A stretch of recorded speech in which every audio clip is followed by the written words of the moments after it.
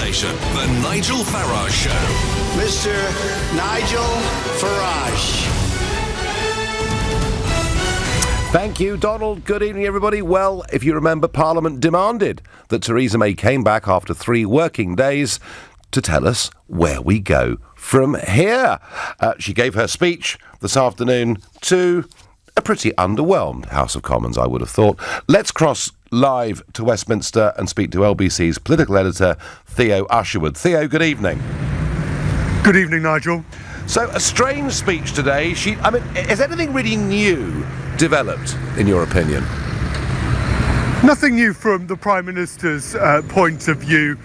If there's a truth to come out of it, it is that she has given up on trying to build a consensus amongst Labour MPs. The Labour leader, Jeremy Corbyn, of course, refused to meet her, and the Liberal Democrats and the SNP are not going to be much use to the Prime Minister either. And so she's focusing her attention, Nigel, on the DUP and the Tory backbenchers. And this is where I think if there is any progress, there has actually been some movement. We saw a softening of opinion, a coalescing around this idea that the real problem is the backstop. Nigel Dodds, the leader of the DUP in Westminster, urging the Prime Minister to get back to Brussels to secure a change to the withdrawal agreement. Ditto Boris Johnson, the former Foreign Secretary, and Priti Patel, the former International Development Secretary.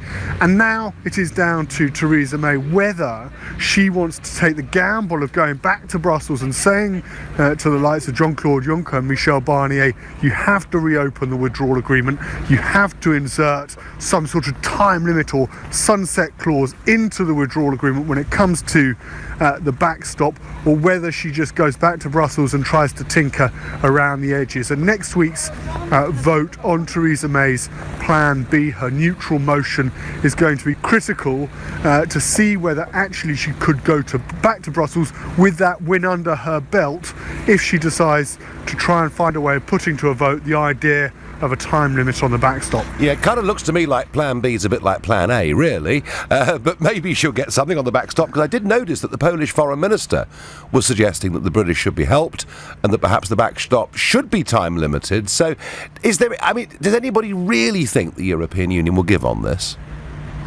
No, the Irish Foreign Minister Simon Coveney insisting that Ireland was they're not going to waver on the issue of the backstop. Michel Barnier today saying that he wasn't prepared to reopen the withdrawal agreement. But there is a split within the European Union, and you highlight the comments made by the Polish Foreign Minister, saying that actually it should be limited to 5 years, suggesting that the Irish had completely overplayed their hand, and pointing out to the Republic, and it would have gone down very badly in Dublin, that actually they have more to lose by Britain leaving without a deal than the British have to leaving without a deal. And that will give some credence to the argument from Boris Johnson, from David Davis and other senior Brexiteers, that actually when we get to the 59th minute of the 11th hour, the European Union might be willing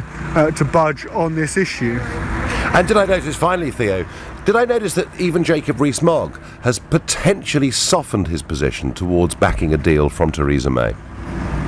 Absolutely. He was seen leaving the chamber this afternoon with the Chief Whip, Julian Smith, taking a much more conciliatory tone, both in writing in the weekend in the Mail on Sunday, and then with Nick Ferrari this morning during his fortnightly phone-in on LBC, taking a much more conciliatory tone and saying that the issue was the backstop, and that if the Prime Minister could secure some meaningful changes around that, then Tory MPs would be willing to come on board. Of course, Mr Rees-Mogg is the chairman of the ERG and the European Research Group, and carries a huge amount of sway amongst Tory levers within the House of Commons. Interesting. Theo, thank you. Well, interesting, isn't it, that the Prime Minister, whatever you think of her, she does just keep on going. And you do begin to get the feeling that there are some who, if she got a change to the backstop, might say, do you know what? Even though we hate the rest of it, we might just vote for this. But of course, the other side, the Vince Cables and others, are pushing very, very hard. They want a second referendum. They want Article 50 to be extended. And one of the points I've been making over the course of the last few weeks is that if that happened, we would probably have to fight the European elections. And for the first time today, the Prime Minister accepted that point. All the opposition parties that have engaged so far, and some backbenchers, have expressed their support for a second referendum. I've set out many times my deep concerns about returning to the British people for a second referendum. Our duty is to implement the decision of the first one. I fear a second referendum would set a difficult precedent that could have significant implications for how we handle referendums in this country, not least strengthening the hand of those campaigning to break up our United Kingdom. It would require an extension of Article 50. We would very likely have to return a new set of MEPs to the European Parliament in May. And I also believe that there has not yet been enough recognition of the way that a second referendum could damage social cohesion by undermining faith in our democracy.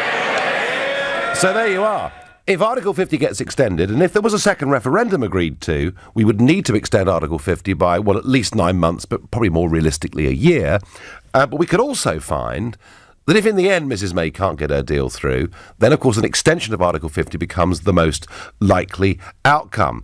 If it goes on beyond July, when the new European Parliament seats are taken, we'd have to fight them. So we are, for the first time, discussing the possibility, unbelievable, isn't it, 31 months after we voted to leave the European Union, that we could possibly have to fight the European elections on May the 23rd this year. I want to ask you, would you like to participate in those elections? And if you think, absolutely, this will give me the chance to tell the establishment what I think of the Brexit process, call 0345 6060 973. Maybe you think, actually, no, this is an outrage. We voted to leave to get rid of MEPs and their chauffeur-driven cars and all the Brussels excess, in which case text to 84850. Or maybe you take the view that actually there should be no taxation without representation. We shouldn't be paying over huge amounts of money without having any say. And maybe you think it'd be a good thing if MEPs go back for potentially another 5-year term. Wow.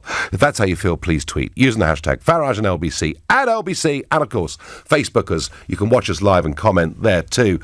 I'm up to Wigan to speak to John. John, this idea that we could, if Article 50 is extended, vote in a European election, how do you feel about that? I think it's an absolute disgrace. And now they've got the audacity to call themselves right honourable people. I don't know. We voted for leave, not for stay. We didn't vote for this, that and the other. Now they're on about putting it on for get rid of the leave. Get rid of the leave one. It's ridiculous. I'll tell you what, I wouldn't be at all surprised if they don't end up with like the old poll tax riots, because I can see that coming off. There's lots of people talking about that. I know you don't go down that path. No. But a lot of people that's very annoyed about this. No, well, John, you know, what I would say to you is this. If Brexit does completely get stopped, then I will make sure there is a democratic alternative that people can turn to so that they don't need to take to the streets. And that's always been my view, that democracy works because it stops us needing to go out and do violent things or things that disrupt the life of everybody else. I mean, John, you heard all this talk about leaving on no deal, and you'll hear crashing out. I mean, are you worried? Are you worried about us leaving with no deal? No, that's what I want. That's what we voted for, isn't it? What it says in Article 50, if we don't come to a decent deal, right, then we leave. John, and that's what 498 MPs voted for. And I just wonder, very interesting. So last night, John, I don't know whether you saw this, but Sky News last night had a debate up in Leeds. Studio audience, they had a debate, they had a vote at the end, and over 50% of the audience said, we want to leave with no deal. So I'm beginning to get the impression that in the north of England, you're standing your ground on this a lot more than many in London. John, thank you for that reaction. And John does not want to vote in the European elections. We voted to stop that kind of thing. What does Guy in East Ham make of this proposition? Good evening, Guy. Hi, Nigel. We're part of a democratic process, and that democratic process means extending Article 50. Then we're still part of the European Union.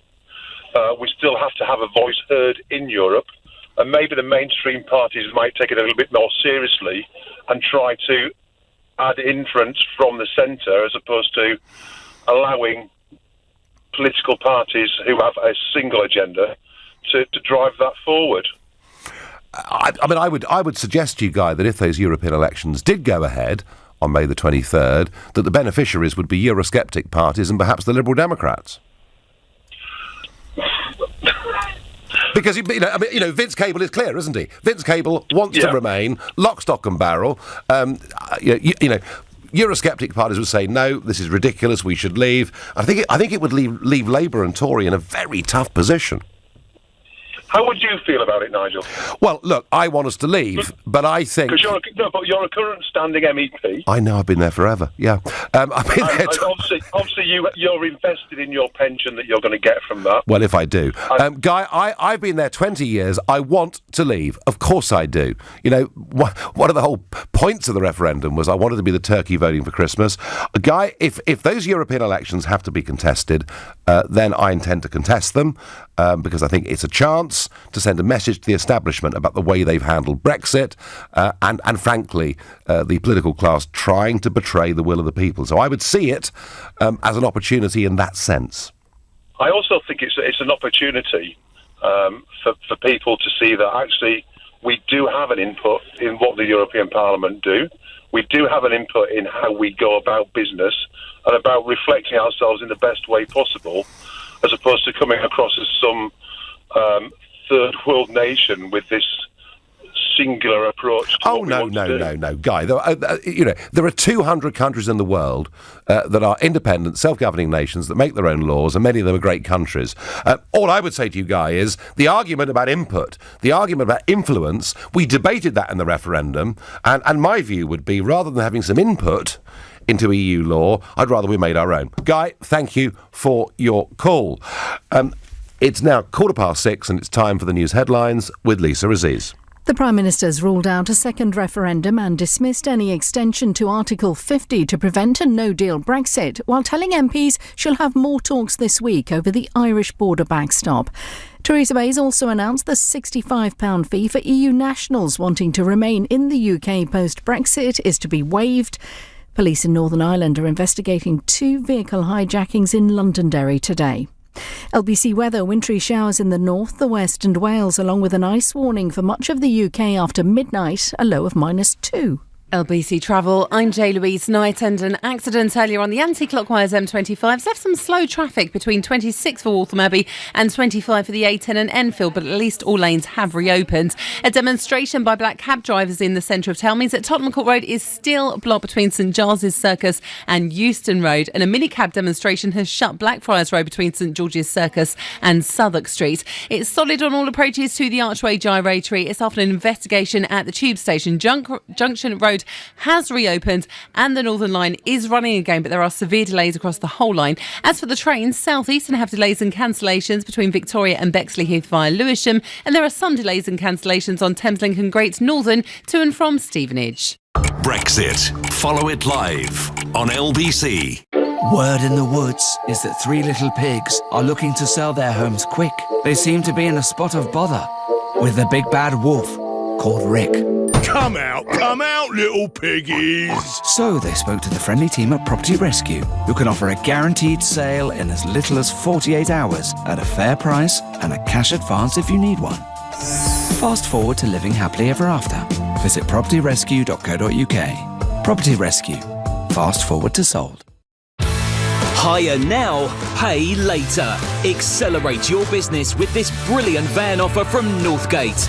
If you need vans, pickups or crew buses for your business, Northgate will supply them with up to 9 weeks free hire if you sign up before the end of January. We'll even buy your old vehicles. It's that simple. Get what you need now with up to 9 weeks free. See the full range and find out more at northgatevehiclehire.co.uk.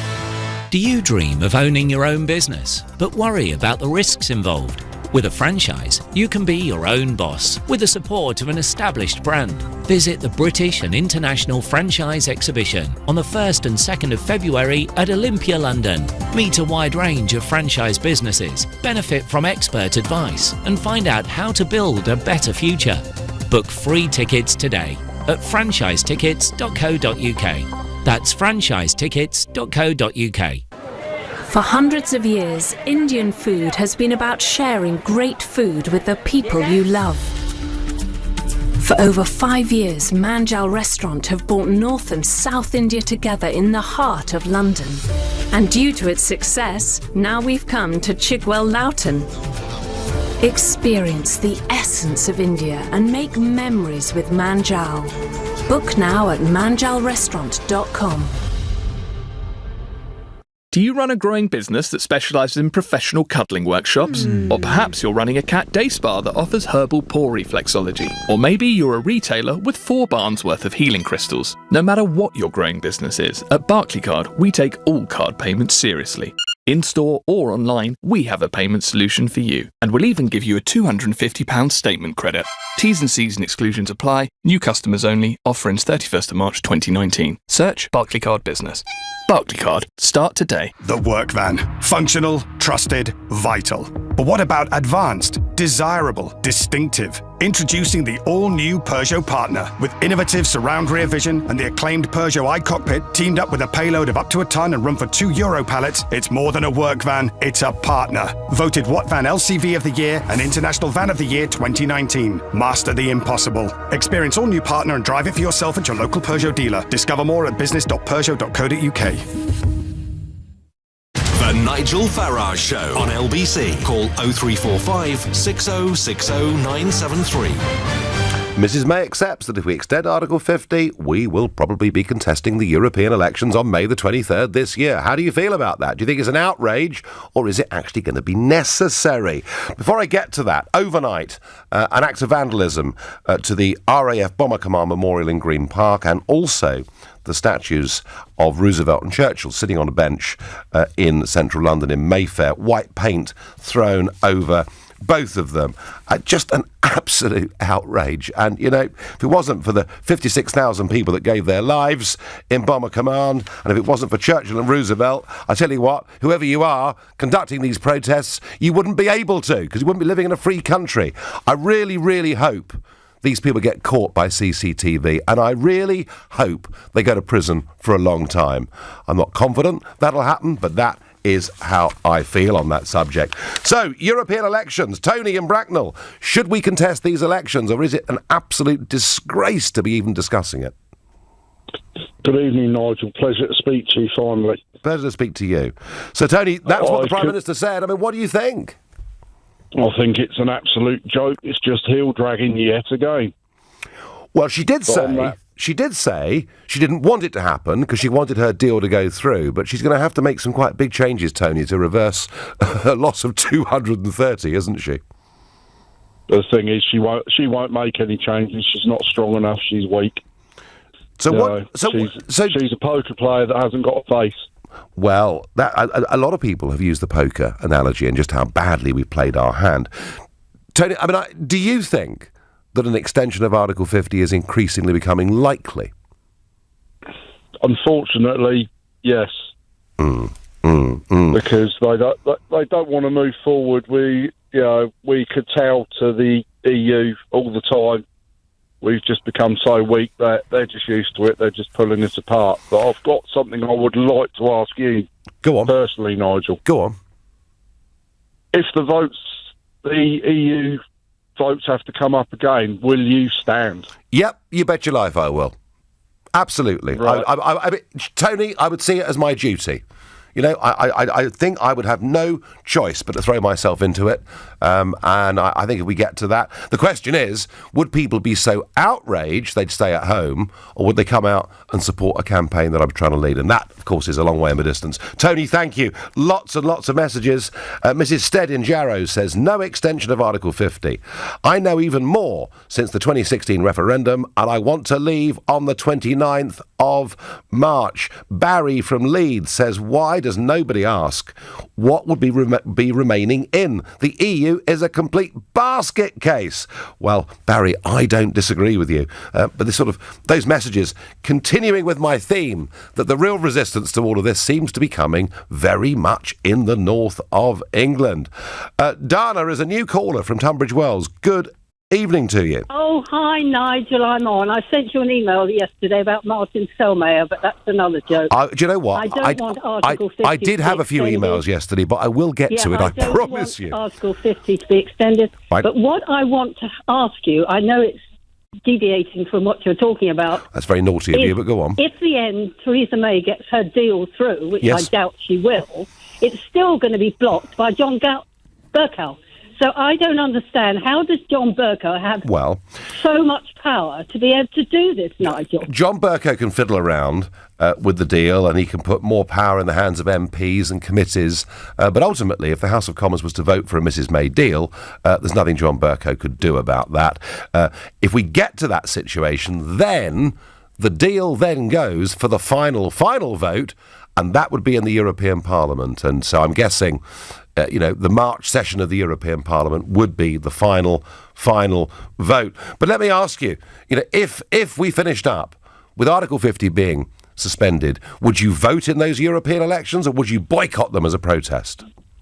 I'd boycott them with a protest. I'll go on the march in London with you. And the last thing I must say, Nigel, when you open Pandora's box at the very beginning of this, I still don't understand, with all the bonuses, all the wages the EU leaders get, is absolutely outrageous, funded by the taxpayers. Yep. And also the Northern Ireland is a fudge, and it's been a stitch-up from the very beginning by Barnier, the Sinn Féin and Varadkar of Ireland. OK? Yep, they've taken a hell of a risk with their own future, the Irish, but that's what they've done. Dana, thank you very much indeed for your call. Mick in Chesterfield says we should have the European elections in case we get railroaded into remaining, which I wouldn't rule out. And that's the argument, of course, that why would you want to pay 39 billion or whatever it would be and not have at least some kind of a voice in the European Union? And I do understand the logic of that, even though I don't really like it. Ollie in Basingstoke is taking a much tougher line. Let's just get out of Europe and disconnect all unnecessary ties.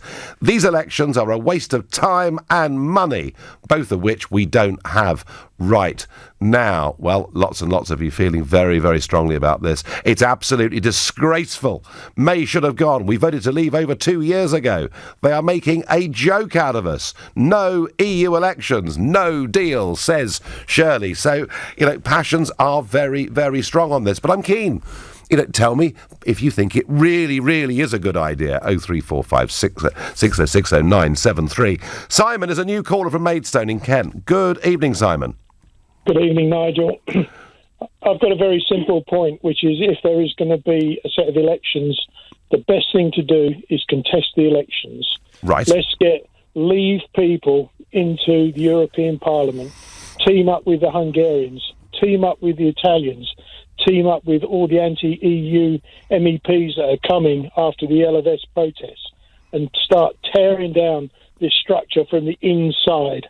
Use democracy against them, because that's the best It's a thing very, to do. very interesting argument, Simon, and I can tell you that one thing for certain is that the current European Commission and the bosses of the European Parliament are already very scared of these European elections, because they are likely to produce the biggest number of Eurosceptics ever been seen in the European Parliament. I would expect myself, even without the UK, something like 170 to 180 MEPs to get elected who are really strongly against centralised Brussels control. If you added the Brits to that, it would probably be well over 200. So Simon, there is, you mentioned the Hungarians. Orban's argument is that he wants to try to change it from within. And someone once said that years ago, we used to say Nigel Farage was the worst nightmare of the European Union because he wanted to leave it. Now some say Viktor Orban is an even bigger nightmare of the European Union because he wants to stay. So there are some people trying to disrupt it from within. No, thank you very much indeed for your point of view. Mark is calling from Belfast. Good evening, Mark. Yes, good evening, Nigel. In actual fact, the worst nightmare for the EU is Italy. Okay, Italy is the key. Okay, it's one of the largest contributors to the EU right now. Yep. It's my firm belief that the five-star La Liga coalition, when they're elected in May, as the polls would suggest, yes, will pull the plug on any future contributions to the EU. At that point, it's game over. It's very interesting, Mark. Those parties, Five Star, really very new party, set up about 7 or 8 years ago by Italy's most famous stand-up comedian, Beppe Grillo. The Lega, who've been around for 30, 40 years, but been rejuvenated by this character, Matteo Salvini. And there they are, in coalition, running the country. Their current poll ratings and approval ratings are just over, in fact, 60%. And they're arguably the most popular Italian government that we've seen in modern living memory. So, Mark, I'm with you. I think the odds are that those parties are going to storm to a dramatic victory in May in the European elections. And yeah, in many ways, they do hold the key. But whatever they do with the European Union or not, would you think it right that the UK contest those elections? No, there's really no need, Nigel. There's really no need. I think all the populist parties across the board, Vox in Spain, Le Pen's National Rally party, etc., they're going to pull the plug on the funding. Once the funding goes, there goes the EU. OK, Mark, well, we'll wait and see. Thank you. Chris is a new caller from Bristol. Good evening, Chris. Hello, Nigel. Welcome. So, should we fight these European elections, or would it just highlight the extent to which our politicians had failed to deliver on the referendum? That's exactly right. I mean, our seats have already been given away in the European Parliament, so I don't see how we can even do it. Well, here's the point. OK, Chris, good point. The seats have been reallocated, OK? But the European treaties are perfectly clear that if you're a member of the European Union, you contest the elections and you send representatives to Strasbourg and Brussels. So what they're talking about, if they have to change their minds, is maybe paying financial compensation to the countries that have previously been promised. Chris, it could be done, and if they try to stop us from standing, my guess is there'd be a legal challenge to the European Court of Justice. So I think the reality is that if Article 50 gets extended by a year, during which time we try and get a new deal, or during which time the House of Commons pushes for a second referendum, I think it's pretty unavoidable we'd fight those elections. I think this Article 50 extending is just the Ramoners just trying to kick the can down the road.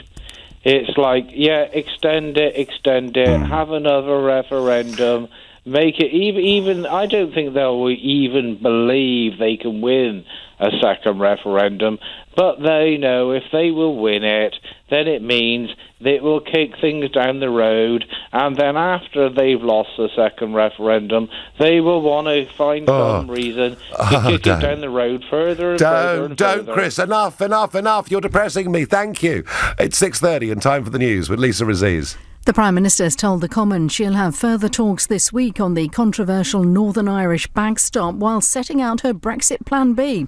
Theresa May says she's listened to MPs across all parties and that the government will be more open and inclusive going forwards. But Labour insists she must still ditch her red lines and rule out a no-deal scenario.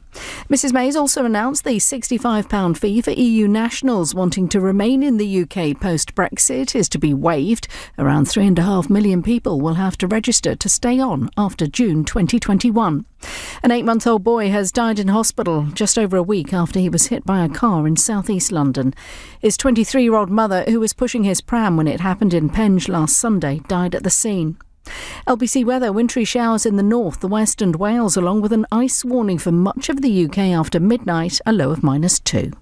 Nick Ferrari at breakfast. Weekday mornings from 7. LBC. Victoria Atkins is the Conservative MP for Louth and Horncastle. Where are the Navy vessels that were promised 3 weeks ago with the problems with Kent and the migrants? We are working with our partners. Working with your partners? Yes, with the MOD and others. So it's the MOD who's holding it up. Who owns these ships? 2 of them are owned by Border Force. And who does the Border Force report to? To the Home Office. Why do we need to work with partners with the MOD? They're your damn ships. Because we're getting a Navy vessel to help with our patrols. Them get here? No, to help with our patrols. So these are 2 ships that the Home Office owns that you've not even got out of dock. Nick Ferrari at breakfast. With Xero, get your business digital ready with Xero accounting software. LBC. Are you about to put your audit out to tender? How will you decide which accountants to select? Whether you decide to spend more or less, go bigger or perhaps smaller, what you really need to do is choose the one best suited to your company. In which case, you should arrange a free meeting with Barnes Rofe. We know that every client has different needs because we spend the time to get to know them personally. Contact us at barnesrofe.com. Barnes Rofe. Clever accountants for business. How do you make a holiday Travel Republic perfect? With a gentle stroll along a golden sandy beach. And skies made from fluffy pink candy floss. However you imagine your perfect holiday, create it with the Travel Republic sale. Choose from your favourite holiday destinations, from Las Vegas to Lanzarote, Portugal to Dubai. Book at travelrepublic.co.uk for surprisingly low prices. Your perfect holiday is yours for the making. Adult protected. Terms apply. See site for details.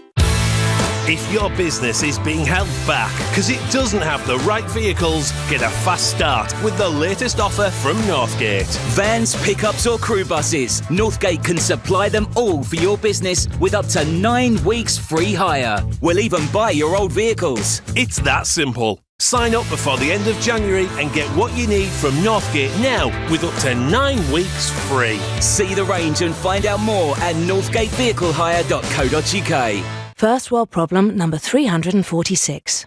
Well, you know, people might think I'm exaggerating, but since Virgin Atlantic announced their sale, I can't sleep. 1 minute my head is in New York, the next I'm searching for shows in Vegas. I can't stop. So many choices. South Africa, the Caribbean, California. My search history is a total mess. Oh, I might need to bring it up with my life coach. Seriously? Get a flight. Bing bong. The Virgin Atlantic sale is now on. Visit virginatlantic.com and fly direct from London. The Vodafone Big Winter Sale is now on. Save £192 on the Samsung Galaxy Note 9. And get 100 gig of data now only £56 a month, plus £29 up front. The Vodafone Big Winter Sale. Go online or in-store today. The future is exciting. Ready? Vodafone. 24-month agreement. Credit check and RPI increase apply. See vodafone.co.uk/terms. Ends 4th of Feb. Go ahead. Their unbiased information could save billions across the nation. Proudly independent, free and fair. It's time. Time to join the millions of people that meet happy with Zoom video conferencing. With stunning HD video, crisp audio, and instant wireless sharing across any mobile, tablet, or desktop device. But the best thing about Zoom? It just works. So ditch the distractions, join the movement, and meet happy with Zoom video conferencing. Visit zoom.us to set up your free account today. That's zoom.us. Zoom video conferencing. Leading Britain's conversation. LBC, The Nigel Farage Show. So, a concession from Mrs May. She's dropping the post-Brexit £65 fee for EU citizens. So the idea was, if you apply for settled status in the United Kingdom, and perhaps after that leading on maybe to applying for citizenship, you'd have to put up £65. And Mrs May today has said she's scrapping that, and that's all part of her attempt to try and get cross-party support for, well, I say her Brexit deal, whatever Brexit deal she finishes up coming back with, although I did rather notice today that Plan B did look a little bit like Plan A. But another story that struck me, and I really rather liked, you know, all this Project Fear, that Brits living in Europe may not be able to stay, that we might even find it difficult to go on holiday there, that the whole thing would be awful. Well, let me tell you that the very sensible Portuguese government have said they unilaterally are guaranteeing rights for all UK citizens living in Portugal. They have said that even in the event of a no-deal Brexit, there'll be no visas required to go to Portugal. But the best of the lot, the top of the pops, is they're going to introduce a British tourists-only fast-track lane at Faro Airport. How about that? Why? Because, as we've argued time and time again, the Brits pour huge amounts of money into these Mediterranean countries, and particularly into Portugal, and they're grown up, they're sensible, they recognise that. So all these scare stories that we won't be able to go anywhere in the future, proving again and again to be total and utter nonsense. But Stephen feels strongly about it on Facebook and says she is betraying the Brexit leave by scrapping the £65 fee and bowing to EU demands. And Stephen, I get your point, because actually, seems to me that 65 quid is not a lot of money to pay to live in what I think we still believe is the best country in the world. Not a lot really, is it, 65 quid? But hey, she's desperate to get support from wherever she can find it in the House of Commons. And money big theme. Shazwellin says to me on Facebook, how to weaken our hand in negotiations. Tell the EU they will get 39 billion whether there's a deal or no deal. Well, actually, she hasn't said that. And one of the benefits of the so-called no deal is we wouldn't have to pay the 39 billion, but then again, with Theresa as Prime Minister, we probably would. If Nigel F took part in the EU elections, we would have Barnier shouting, there's a Farage in every town. Colin from Stockton-on-Tees. Barnier did say a few months ago, one of the problems we have in Europe is there's now a Farage in every country. It's like the bogeyman, isn't it? This horrible, terrible figure. Like sort of a rash that is now sweeping across Europe. Let's go to Dale in Chester. Good evening, Dale. Hi, Nigel. You okay? I'm okay. So, Dale, I've been warning about this for some time. The Prime Minister today's confirmed it. I mean, would you take part in those elections, or would you see it as a disgrace? If you were running, then probably yes. But I just want to say, we've been railroaded for 2 years now. She's gone to the EU with a cap in hand. We're not going to get a deal. It's never going to happen. We should just leave and get out. We're going to have to pay £39 billion to the EU for the privilege of staying in. That's what's going to happen. And it's terrible. Do you know, Juncker said about a year ago, he made a statement and he said, thanks for the war, Britain, but now you've got to pay. Well, he's right, because now we are going to have to pay £39 billion of taxpayers' money to stay in the EU. I think it's disgusting. Theresa May needs to grow a backbone and get us out. No deal. She even said it, either you accept my deal or it's no deal. That's what she said. Yeah, she did. My deal or no deal. I mean, to be fair, Dale, she did not today weaken and surrender on the no deal principle, but she did say it wasn't her desired choice, but if you accept her deal, you can avoid no deal. But she hasn't taken it off the table, which apparently is what Mr. Corbyn wants her to do. But I mean, surely that Corbyn approach means they could just walk all over us. Look, Corbyn, that's the threat. Corbyn. That's the biggest thing. Look, she's lost all credibility now within the EU, within the Parliament. There's no place for her. We need a leader. We need someone to take us out of the EU and take control back. But Dale, you know, she's won a motion of confidence in the House of Commons, and she's won it within her own party. She's there for at least another 11 months, isn't she? Well, we can't do anything about that. We're stopped. What do we do? Well, I tell you what we can do in one way. Look on in wonderment at how this woman, and I disagree with almost everything she's done, but I've got to give her credit, Dale. She's got stickability, hasn't she? Oh, she's stuck to it. Yeah, you know, she's tenacious. I'll give her that. But she's not representing the people.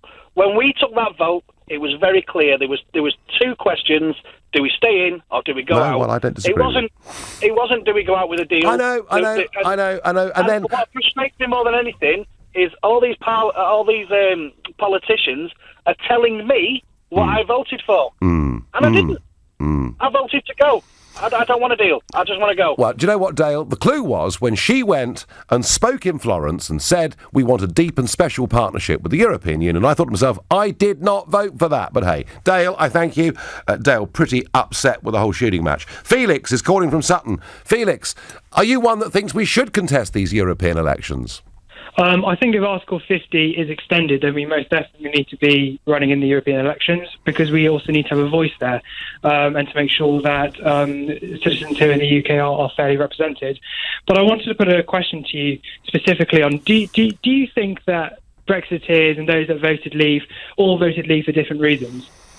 Do I think people that voted Remain did so for different reasons? Yes, I do. I mean, worried about their mortgages and Project Fair. Look, Felix, you know, there are, amongst the Leave vote, there were different salient reasons, weren't there? I mean, for many people, it was getting back control of our borders. They saw this massive population increase that had taken place in the previous 15 years as being unsustainable.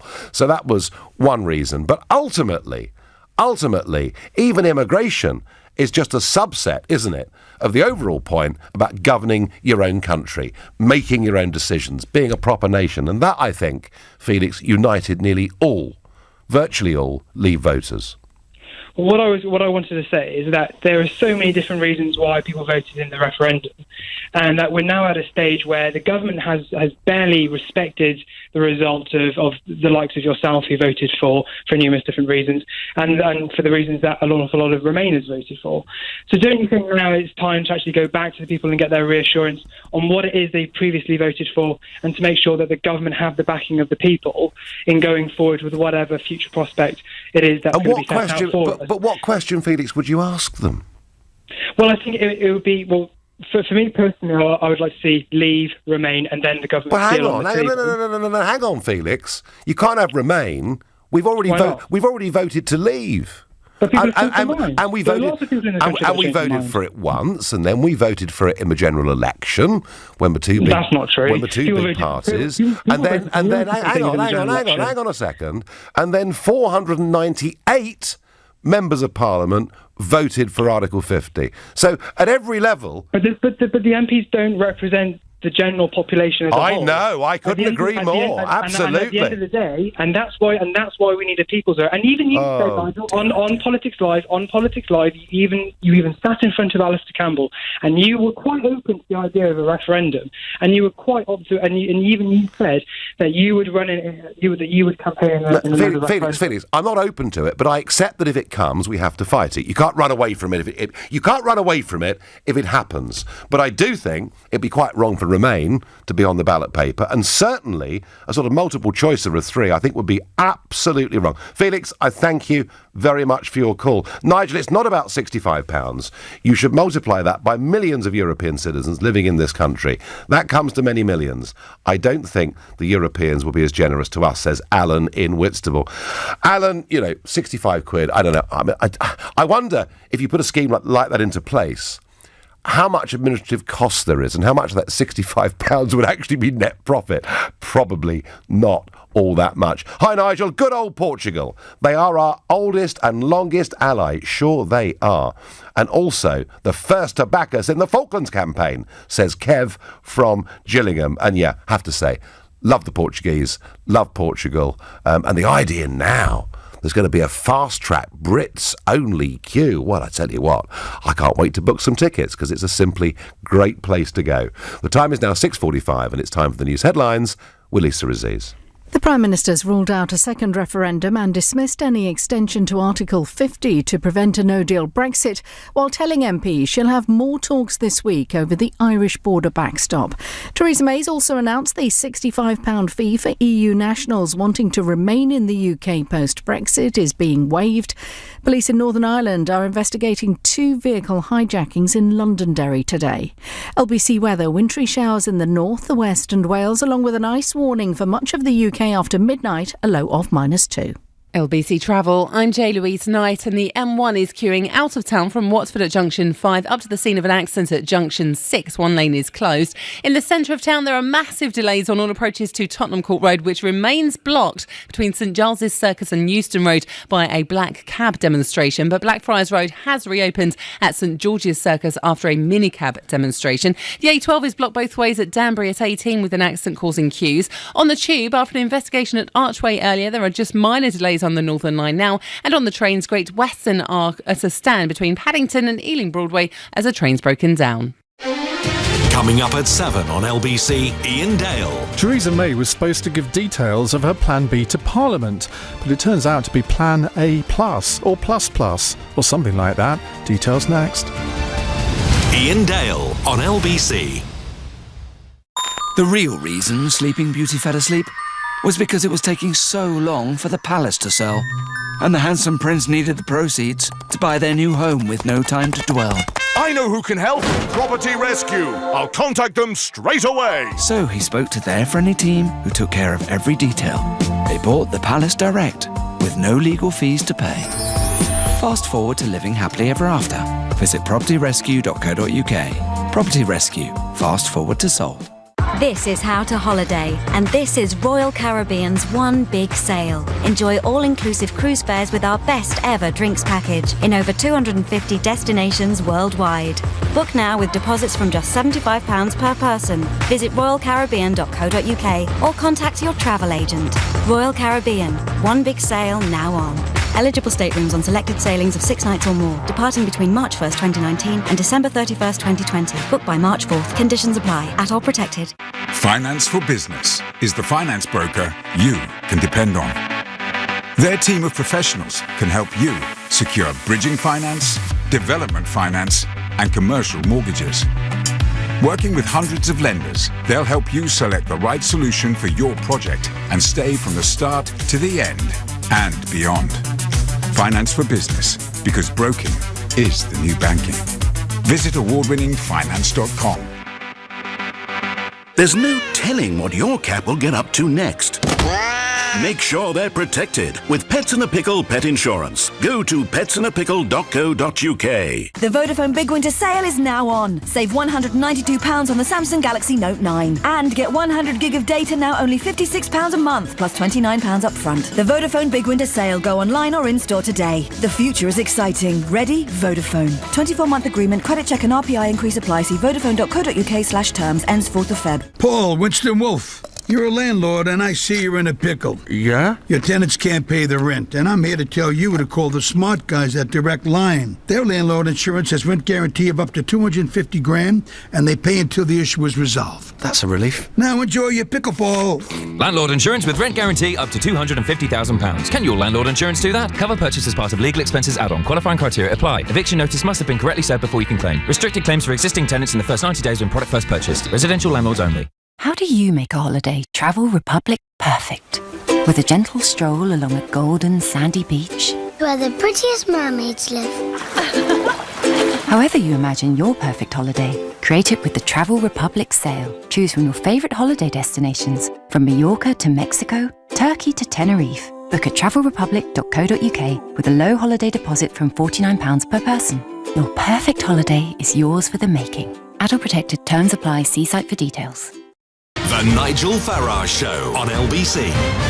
Well, I don't know, the thought of contesting the European elections if Article 50 gets extended is getting some of you very, very excited indeed. But Jan from Swansea says, well, Barnier will agree to anything to stop you getting back into the EU Parliament. It's an excellent negotiating hand. Well, it's back to the bogeyman, isn't it? Give us something on the backstop, or you get that Farage bloke back. And actually, Guy Verhofstadt last week said he wanted Britain to remain, but he didn't want me to go back there. So maybe, Jan, you got a point. Now, Darren takes a different view on the 65 quid. He says, why should people have to pay for settled status? After 5 years, surely it should be our privilege to give them settled status. No, Darren, I don't agree at all. Surely it's their privilege to come and live here, and we should feel a bit prouder about who we are as a nation and what that represents. That's my view. Lynn says, caller makes a great point. Why are we paying 39 billion to the EU and yet at the same time wavering a paltry 65 quid for people who want to come and live here? Ian is firm. No extension. WTO now. Well, look, quite a big majority of you tonight that have called in and texted and tweeted are saying that actually you think it would be an outrage to fight these European elections. Please, if somebody's really enthusiastic about being represented in the European Parliament, do call 0345 6060 973. I'm up to Manchester to speak to Lewis, who's a new caller to the show. Good evening, Lewis. Hello, Nigel. Can you hear me? I can, and welcome. Oh, thank you very much. So I just wanted to say that I voted Remain first time round because I thought that was the best thing to do. But I could have very easily voted Leave. So I'm kind of in the middle. And I think if we had one more vote like a people's vote, and everyone can sort of like bring forward their arguments one final time, and we can contest the European elections, I think that would be good for everyone, because at least that way the population has all the relevant information. We've watched Brexit in 2 years. So I think a people's vote is the best thing. Dear. Lewis, we had the people's vote, and we were told by everybody that it was our decision and that our government and parliament would abide by the result. To make them vote again, Lewis, would be a catastrophic breach of trust in the whole democratic process.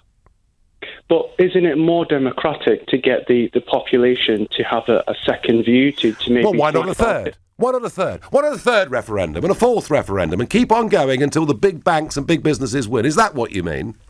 No. What we should do is we should stipulate what this referendum should be about. So we will stipulate and say things like, it has to be a majority of 60% regardless, and if it goes 55, 45 or anything like that, then we go back to the first referendum. So it would need to be 60% to reverse the result of the first referendum. Is that what you're suggesting? If the population changes their mind, yes. Well, Lewis, I think there's great danger in pushing for a second referendum. Great danger to the whole democratic integrity of this country. I think it was pretty clear first time round. The other point, Lewis, I'd make to you is this, that YouGov polling out last week, giving people the options: leave with no deal, leave with May's deal, renegotiate, remain, or have a second referendum. When people were given that menu to choose from, only 8% chose a second referendum. So there is no great public support for this, Lewis. People don't want it. I don't know. I mean, I think it would be best for the country. And plus, what are you afraid of? That people change their minds? I'm afraid that this country, that used to sort of believe that it was the foundation of democratic self-government upon which much of the world based itself, I'm worried about that. I really am. Anyway, Lewis, I thank you. Now, earlier on this morning, you might have heard Jacob Rees-Mogg on with Nick Ferrari. And really unusually, he had a question he couldn't answer. Jamie is in Nottingham. Jamie, you're on the radio. Good morning. Morning, chaps. Morning, Jamie. If you were leading the Conservative Party, would you let Nigel Farage in? Oh, goodness, that's a really difficult question. You've got to ask... That's one of the few times I've seen Jacob Rees-Mogg actually draw breath. Normally he's pretty good, he's on the money. Well done, Jamie. Yeah, that was a real googly. Indeed it was, I wasn't expecting that. And the answer? And the answer is, I suppose, would Nigel want to join? Yeah. Never mind that, what would you do? Look, I think if the Conservative Party could reunite with the reasonable elements of UKIP, that would be very good news, and Nigel would be part of that. I think the problem at the moment is that UKIP, with its links now to Tommy Robinson, has become... Which Nigel Farage is totally opposed to. That's right. Yeah. And so I think it would be much easier now than it would have been when he was still a member of UKIP. It may be a little bit early, though personally I hold Nigel in the highest regard and think he was one of the people who was instrumental in delivering Brexit. He was in trouble there, wasn't he? I have to say, I would not want to join a Conservative Party that had people like Philip Hammond in it and David Liddington in it, let alone the Anna Soubries of this world. But of course, truth is, they wouldn't have me anyway. But I thought a very entertaining start to the day on LBC there with Nick Ferrari. Neil says, you will get your second referendum in 25 years or so once we've given Brexit a fair chance. And Neil, you know, I do feel to have another referendum before you've enacted the first one would just be wrong. Howard says, not a bad thing if MEPs change parties or go independent after you voted for them. Well, Howard, it's never good when that happens, but it does happen sometimes, and sometimes for very good reasons. Jackie says we could all boycott the European elections. Well, look, I think if we have these European elections, many people may boycott them. I don't know, but should we be having them at all? Dave is a new caller from Islington. Good evening, Dave. Good evening, Nigel. I'd just like to ring up really to voice my opinion against these Remainers who keep saying we should have another referendum. I would like to remind these people that this is the second one. We had one way back many years ago with Ted Heath, bless his soul, and we went to go into the common market for a very, very small majority. Now, I was not very pleased about that result, but I didn't throw my toys out the pram like this mob are doing at this present moment. They ought to grow up and accept defeat gracefully. I mean, Dave, there is a difference in that referendum, of course, wasn't to join the EEC. Parliament just signed us up without asking us. That referendum was about whether we stay in, and it was a clear margin in favour that time round. But, Dave, I understand your frustration, and I sense there are millions out there feeling, as angry and upset as Dave from Islington is. I've got time for one last caller. Peter is calling from Maidenhead. Good evening, Peter. Good evening, Nigel. Nice to talk to you. Good to talk to you. So, does it make sense? Does it make sense if Article 50 is extended to accept we've got to fight these European elections? I think you absolutely must, for a number of reasons. I'm a constituent of Theresa May, yeah? Trying to get through to her, I could have stopped her making huge classic mistakes, yeah? But it's impossible. She has a team around her who just isolate her. This team is mad. How would you possibly negotiate a divorce fee without negotiating a trade agreement? You must be mental. Well, an absolutely ridiculous thing to do. I agree with that. I spent 25 years big ticket selling, yeah? Mm-hmm. That's just insanity, Mm-hmm. yeah? So the next thing is, if you're there, you can ask questions like, why do you want the backstop? You say it won't happen, and if it happens, only for a very short time. So therefore, it's not really important to you, is it? Unless it's a ruse. The next thing I would do is I would expose who wants the backstop. That's that dumb Irish Prime Minister. Well, some people think he's rather smart, Peter, but we've all got our points of view. He's certainly obsessed with the EU. I mean, Peter, are you saying that actually, in the absence of a deal being agreed, it might be quite useful to have MEPs going back to Brussels? Absolutely essential, because look, he's insisting on a backstop, so the European partners are supporting him. We will never agree with that. Hey, we've tried to get rid of our Prime Minister. She's had the biggest defeat ever since Parliament started. Mm-hmm. I think that sends a clear message. The Brits will never accept that. You know, how would the Germans like to annex Bavaria? All I can tell you, Peter, is if we do fight those European elections, I think there'll be a lot of Eurosceptic MEPs that go back and join up with other MEPs around Europe of a similar point of view. A long way to go yet, though. You've been listening to the Nigel Farage Show here on LBC. I'll be back tomorrow night here in London at 6. At 10 tonight, it's Tom Swarbrick.